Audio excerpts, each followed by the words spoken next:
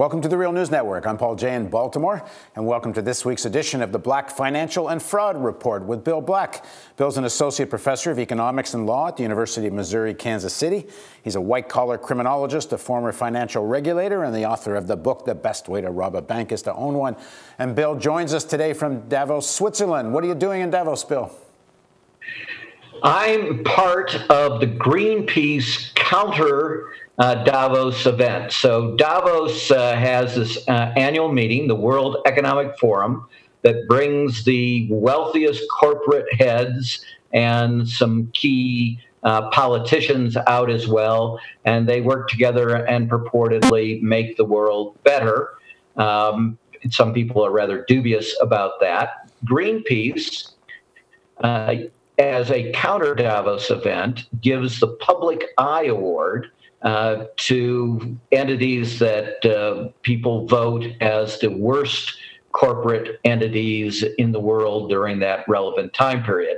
And I was brought out in particular for the award to Goldman Sachs, which focused on Goldman Sachs helping Greece lie about the state of its debt so that it could get into the euro and, the disasters that followed from all of that. But I was asked to talk about more why we have so much fraud, why we have these financial crises, and what role this World Economic Forum plays in actually making the world a worse place instead of what they purport to do, of course, which is make it a better place. Yeah, so give us a sense of what you said there. So I researched what in God's name the World Economic Forum actually does.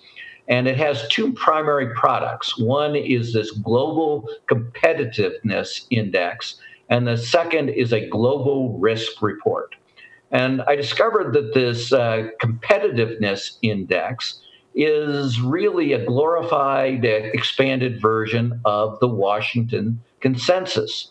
And the Washington Consensus, to review the bidding on that, was what the IMF and the World Bank and the Bush and Reagan administrations and such agreed should be imposed on Latin America in the context of their debt crisis, to ensure that we got repaid, our creditors got repaid. And the central policy of all of that was austerity. And no surprise, the World Economic Forum has been big on pushing austerity in the Eurozone. And we've discussed a number of times how that has led to pushing the entire Eurozone into recession, and places like Greece, Spain, and Italy into Great Depression levels of unemployment. But it turns out that Davos does these indicators, these supposed competitiveness indicators, that also pick up a bunch of the things in the Washington Consensus. And in particular, they push for deregulation, and they push for tying compensation of executives to supposed performance. And it turns out both of those things have been central to creating the criminogenic environments that have produced our crises. So instead of making things better, they've actually made things much worse. And it's particularly nasty because the whole purpose of this competitive index is so you can, whatever country you're in, take the index score for your country and go to your national legislature and say, we need to weaken regulation. We need to make it easier to fire employees because we're not very competitive compared to whatever our neighboring nations are. Right. So to put this in sports terms, this is like international standings of countries in the race to the bottom.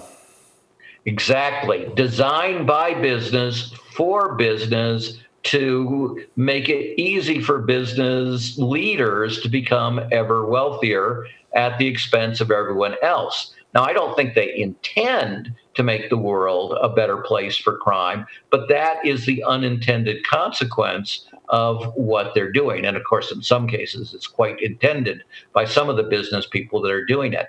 So it also means that this global competitive index is ridiculously embarrassing. So I looked at what they rated places like Ireland, Iceland, Spain, the United Kingdom in terms of the soundness of their banking system. It has a separate scale for that. And the way they create this is by just taking surveys of business leaders, which is, of course, not a very good scientific approach in any event. But who was top of the charts back in 2006, 2007? Well, none other than Ireland, the United Kingdom, and Spain and Iceland, not all that far behind. And guess who is today absolute rock bottom worst country in the world at 144th ranking? That would be Ireland, the one they claimed was the third best banking system in the world at a time when the Irish banks were actually deeply insolvent. Now they say, oops, sorry, it's really the worst banking system in the world. And the United Kingdom, which they said was the absolute best banking system in the world, while almost every large bank in England was insolvent, well, they're now 97th in the world. Right. When you say that this encourages criminal activity, this is because if you tie executive salary compensation to performance, it encourages phony performance. As long as you can make it look on your books like you've made money, you get more money. It has no bearing on how sustainable or even how real it is. That's correct, and it's another weakness of their survey mechanism. It just says something like, "Do you your country tie pay to performance?" Well, yeah, supposedly, but in a way that actually encourages fraud because it's heavily based on short-term reported results, which are easy to pervert through accounting fraud, and that's exactly what it meant, and that's exactly why it got those rankings so bad. I mean, the Irish banks, the United Kingdom banks, the Spanish banks, the Icelandic banks were all reporting record profits so that they could goose their bonuses to their executives under their performance plans. And so the theme of the World Economic Forum is, making sure the corporation does well for all the stakeholders. But the reality is that it creates a criminogenic environment in which control frauds flourish. And when control frauds operate, they put a stake in the stakeholder. Now, is there any sense do you get from the, I don't know if you had time to spend time talking to people in the official Davos, but do you get any sense that there's a recognition that this great neoliberal vision they've been promoting, and obviously for some of their stakeholders it worked very well because it made them very rich. On the other hand, the global economy is a complete basket case. No, they, in fact, as recently as 2012, in a publication entitled Rethinking the Financial System, they said, actually not a whole lot of need to rethink it, because while fraud is extremely negative when it happens, it's also extremely rare. And so you can simply get rid of it through mechanisms like having audits and good governance. And of course, they have indexes that purport to do audit and good governance. And no surprise, they said again that places like Ireland and the United Kingdom and Iceland and Spain had superb controls.